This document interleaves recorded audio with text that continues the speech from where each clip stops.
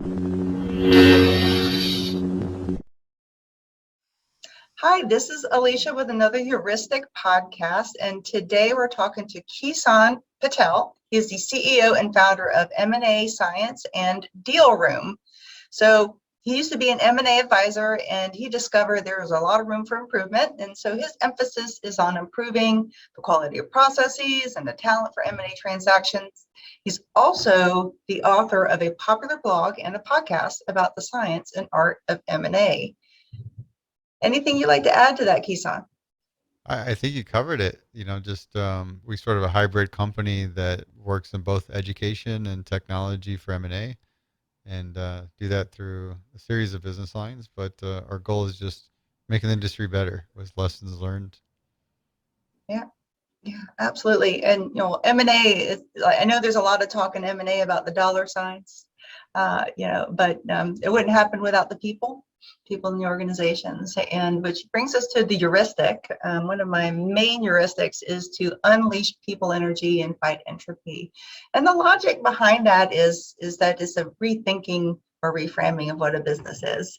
You can look at a business as a conversion of human people's energy into sustainable economic value. When you think about it that way, that can lead to a really rethinking our assumptions about how to maximize the value of an organization. So that's what that comes from. I was just curious what you think of when you read those words. I think of organization. I always think of people, and then people lends to values, and I think that's sort of the first step is understanding values that leads to culture, that leads to leadership. How does that work? What does that look like? Yeah. So I guess what have you seen, because part of what makes these heuristics, which are very abstract, real for people is hearing how they might apply in different settings. And so, I mean, have you seen situations or experienced situations where maybe the values and the culture is leading to people's energy being suppressed versus unleashed? I mean, what have you experienced? There's a big variety. I think that's the key is how well do you have alignment? Where are they going to create some net positive energies where cultures align really well together? Or do you have some distinct differences that need to be acknowledged to be able to work well together? Or do you have some opposing views that would cause friction and not work well together? So I think it's having a good sense of that early allows you to plan and move accordingly. Yeah. So do the relative sizes of the organization play a role in that? That's a good question. When you think of a larger organization, you may have sub cultures within a larger organization, and Hmm. that would make things definitely more complex. Hmm. Yeah, I was actually talking about this with another HR consultant, and she'd done a lot of M&A, so that was pretty deep in her background. And I brought that up. I said that very you know a few years ago, I don't know, maybe still currently, looking at or thinking about culture or differences in the cultures between the businesses wasn't something that a lot of time and energy was put into, but it sounds like that's changing. Are you seeing some changes there?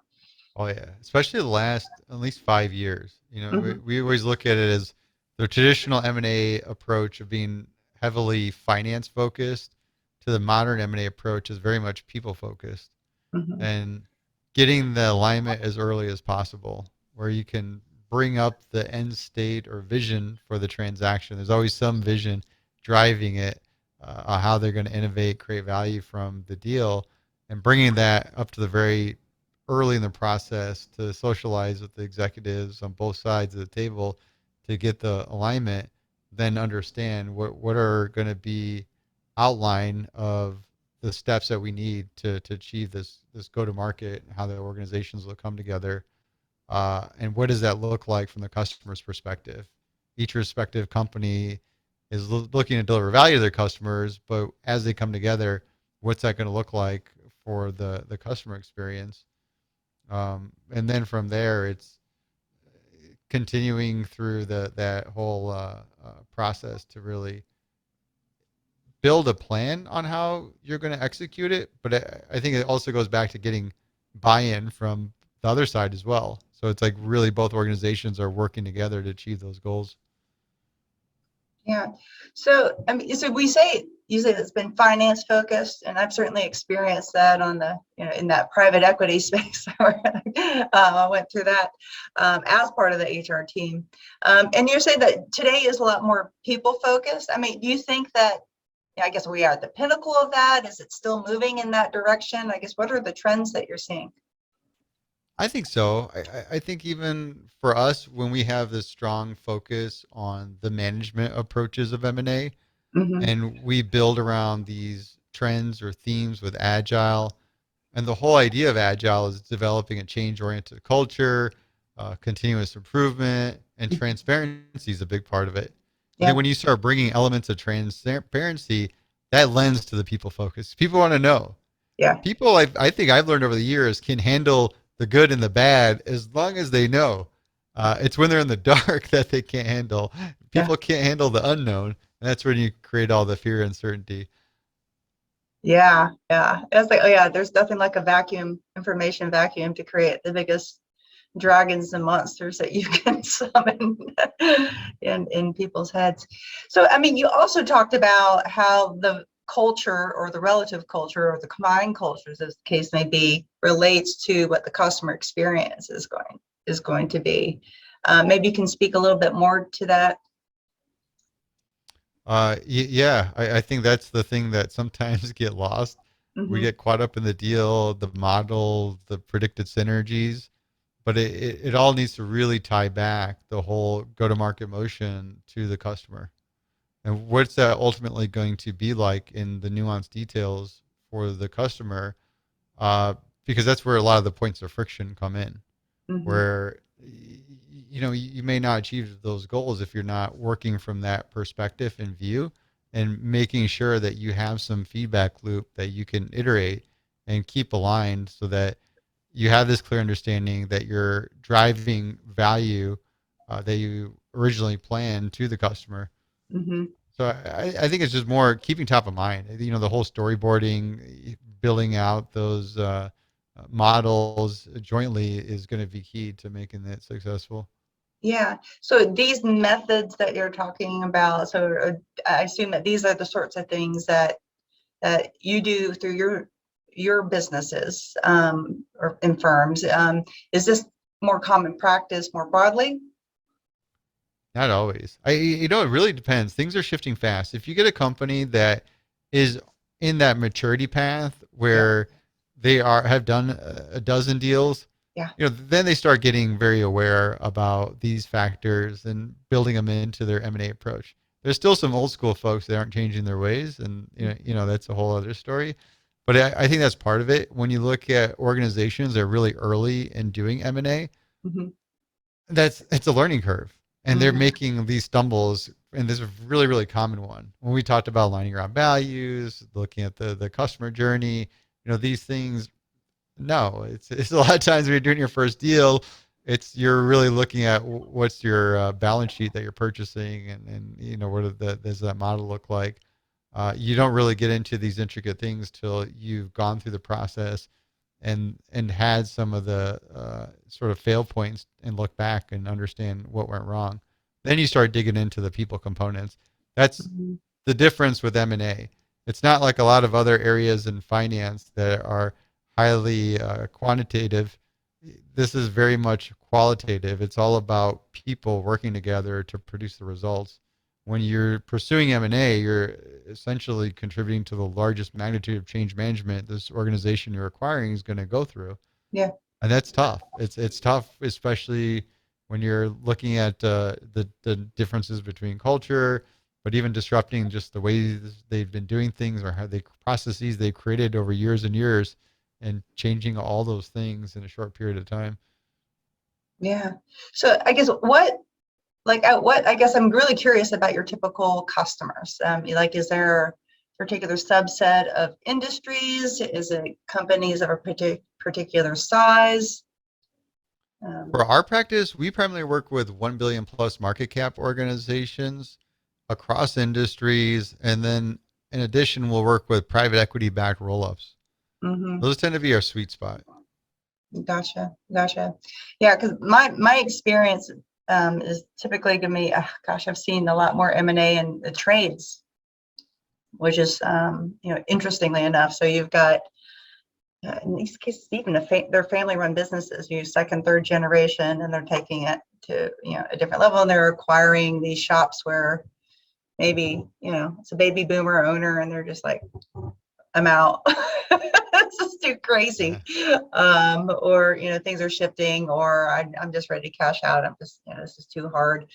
Um, you know, but it's been interesting because they've been, at least the folks that we've been working with have been really open to thinking strategically about, their core values, their culture, and how do they ensure alignment right off the bat with this acquired business that they're folding into their processes and into their team.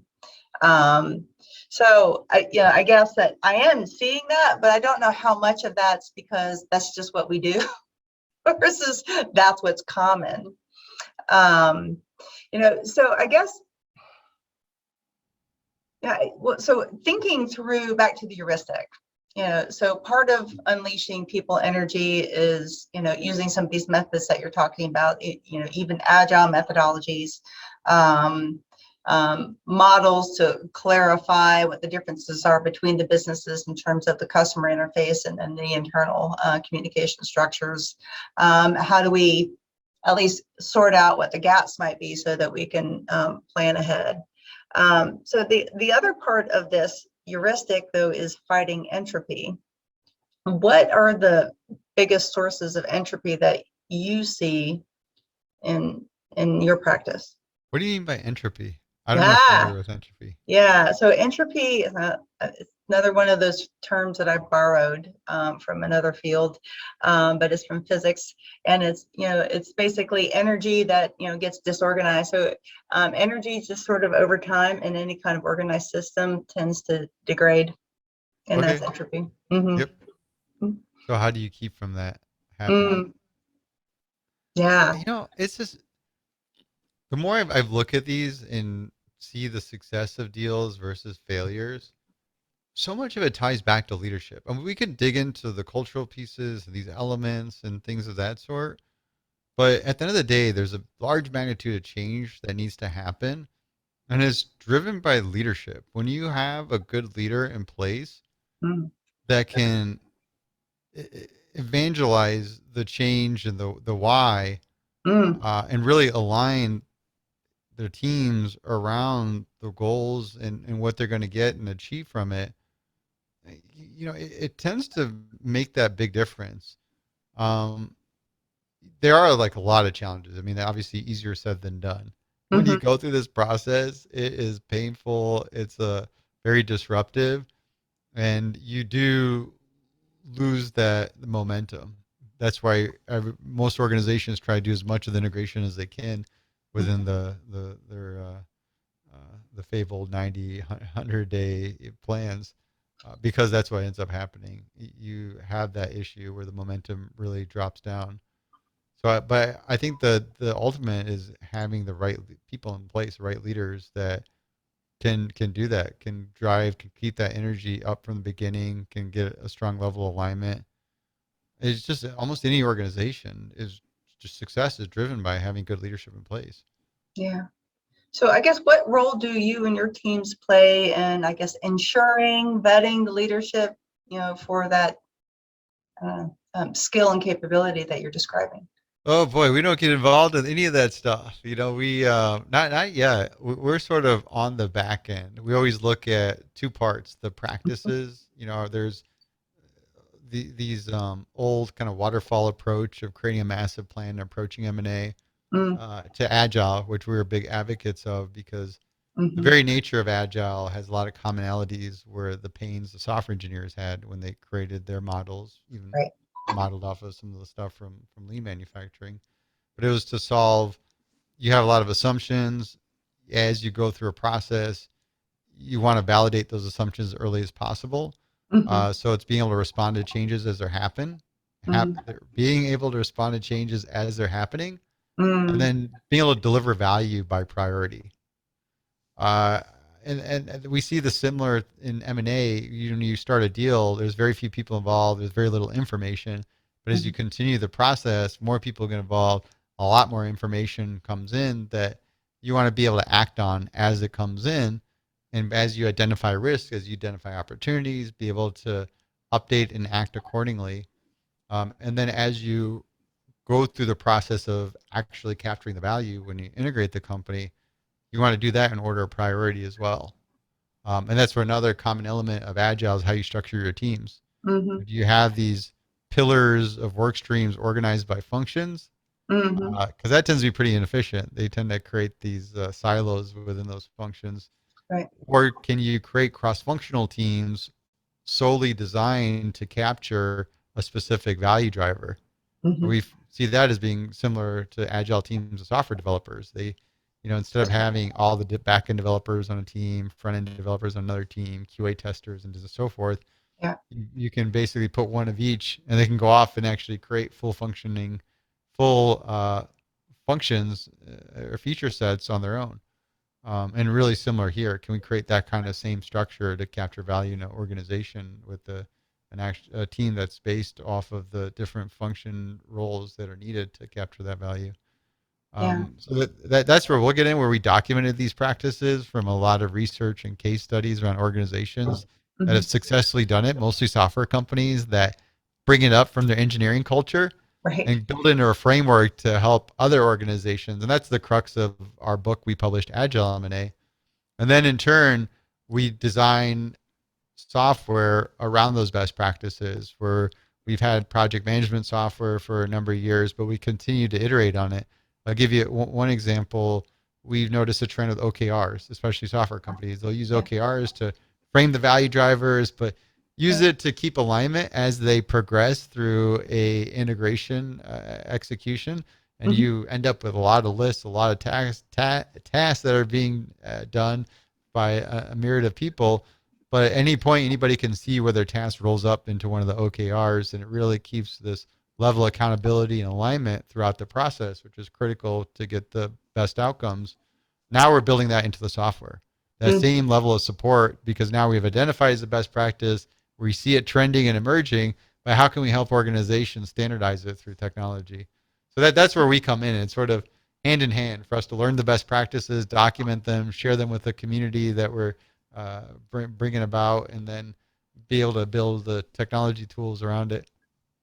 Yeah. So you provide the services, and from the services, then emerges the technology from your methodology. Is that? We're just starting to do services now. We Oh, just okay. started. The other way around. So we brought in one of the in-house practitioners to join us to help build out professional services.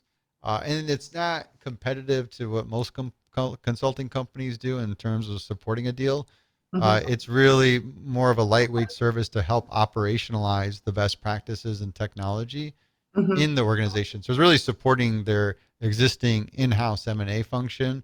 Maybe they may be a relatively early stage and they're just standing up their corp dev function that we can help support and build a structure out, or they're building out their IMO, or Hmm. they may be moving from a waterfall approach to an agile based model. Hmm. So I think there's an educational training component to your offerings. Am I recalling We correctly? run an academy program. We have M&A Science Academy. It's all taught by majority in-house practitioners and some consultants as well. And it's very much of teaching the community, giving back and learning from active practitioners. It's Hmm. not taking the class from somebody who hasn't done a deal in 10 years. These are folks that are actively doing deals, and they're teaching other practitioners a whole variety of topics. So we actually run that program. We do virtual summits in conjunction with that. And then we also have peer roundtable groups that we recently started as well. Oh, so with that much involvement from, I guess, many educators, practitioner educators. It, so like, I was wondering, is like, are you teaching just the methodology, or is there something else, kind of softer skill sets that you're also tackling in this academy? Some of it comes like the softer skill sets come up within some of Mm-hmm. the frameworks, and it's more of how do you get there? Because every organization is unique. I think that that's the big challenge. It's not cookie Mhm. cutter. That's why we don't often use the term methodology. We would refer more as a framework that Mm, organizations could use to guide to develop their own methodology.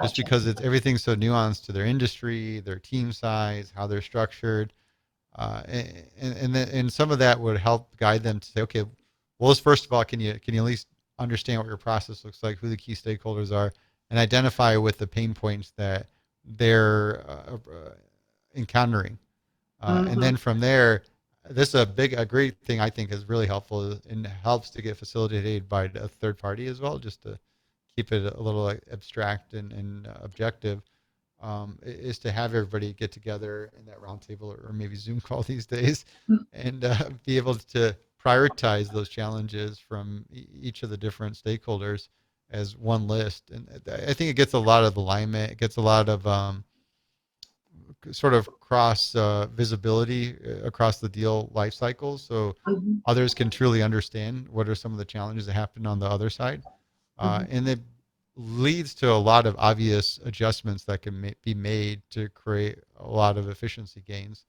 And then from there, what are the top challenges to tackle, but it allows you to create the compelling reason to change. It answers the why, Hmm. and that's where it makes it a lot easier when you start introducing new approaches, new tools to get the buy-in, to get adoption.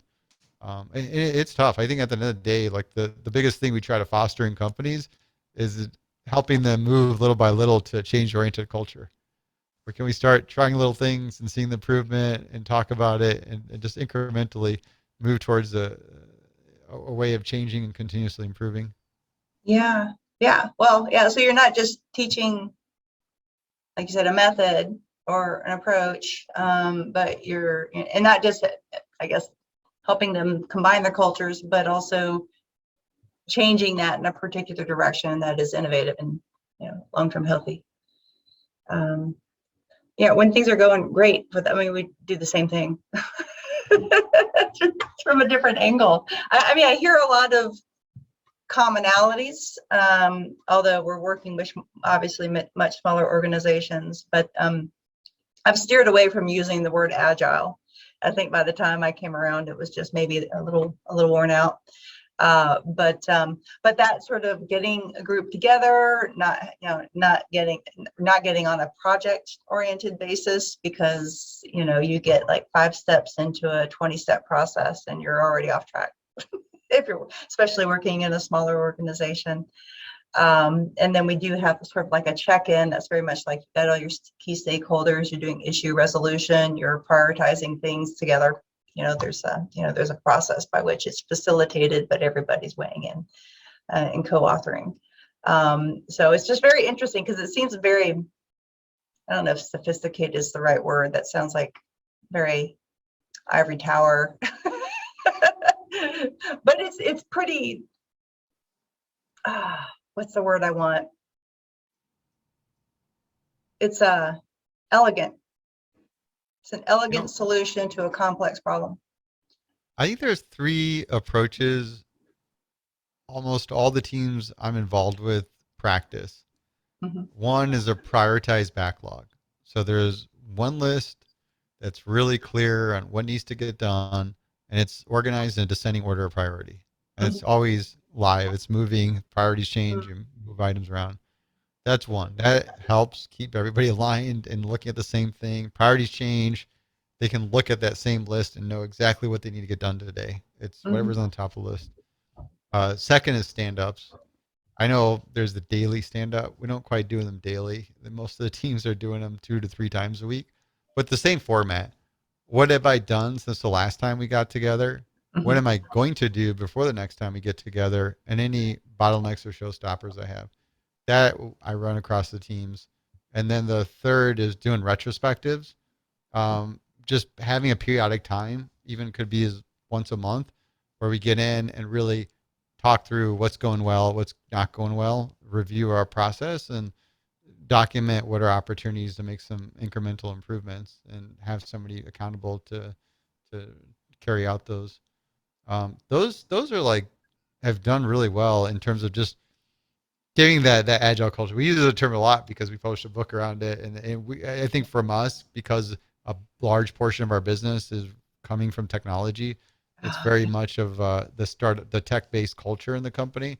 So a lot of those practices that our engineers adhere to and even take a step further, where they're doing Scrum, they're doing sprints, and these things, Yeah. where we don't quite do that across the organization, but we do pick up some of those approaches that I think work really well. It allows the pieces to keep moving and holds a lot of accountability, especially when you're checking in on a regular basis on what you've been accomplishing on a regular cadence. Yeah. So I find, and I'll see if I can orient us to a nice closure here.